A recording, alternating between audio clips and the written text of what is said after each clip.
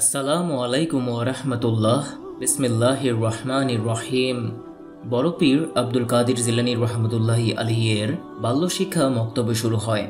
প্রথম দিন মক্তবে গিয়ে দেখেন অন্যান্য ছাত্রদের ভিড়ে বসার কোনো জায়গা নেই। হঠাৎ করে ওপর থেকে গাইবী আওয়াজ এলো, এই মক্তবের ছাত্ররা, আল্লাহর ওলিকে তোমরা বসার স্থান করে দাও। অতঃপর মক্তবের ছাত্ররা চেপে বসল।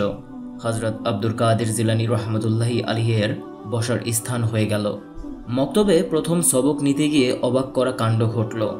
হযরত আব্দুল কাদির জিলানী রহমতুল্লাহি আলাইহিকে মক্তবের শিক্ষক যখন আউযুবিল্লাহ ও বিসমিল্লাহ সবক দান করলেন, শিক্ষক কিছু বুঝে ওঠার আগেই বালক হযরত আব্দুল কাদির জিলানী রহমতুল্লাহি আলাইহি কোরআন মাজিদের 18 পারা পর্যন্ত মুখস্থ বলে ফেললেন। এ দৃশ্য অবলোকন করে মক্তবের শিক্ষক আশ্চর্য হয়ে গেলেন।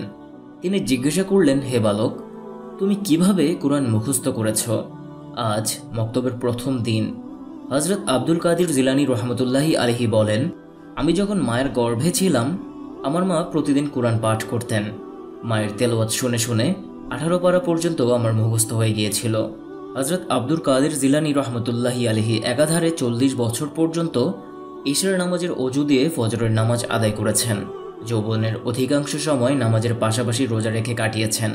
নফল নামাজে সূরা ফাতিহার সঙ্গে সূরা আর রহমান, সূরা মুজাম্মিল কিংবা সূরা ইখলাস মিলিয়ে পড়তেন।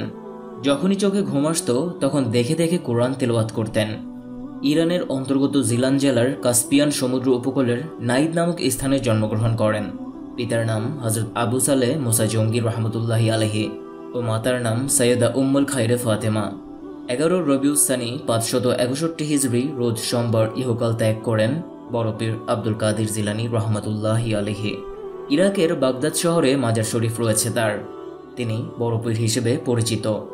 হযরত আব্দুল কাদির জিলানী রহমতুল্লাহি আলাইহি ইসলামের প্রচার ও প্রসারে গুরুত্বপূর্ণ ভূমিকা রেখেছেন।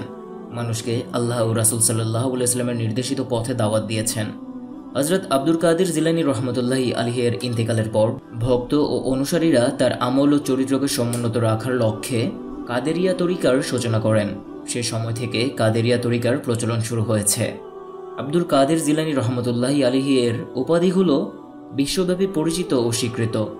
আদর্শিক জীবন ও কর্মের স্বীকৃতি হিসেবে বিভিন্ন উপাধিতে ভূষিত হয়েছেন, যেমন গাউসুল আজম, বড় পীর, মাহবুবে সুবহানি, গাউসে সামদানি, মহিউস সুন্নাহ, কুতুবে রাব্বানি, ইমামুল আউলিয়া, সৈয়দ, পীর, মীর, মহিউদ্দিন, কামিউল বিদায়াত, নূরে হক্কানি, পিরানে পীর, জিলানে দস্তগীর ইত্যাদি।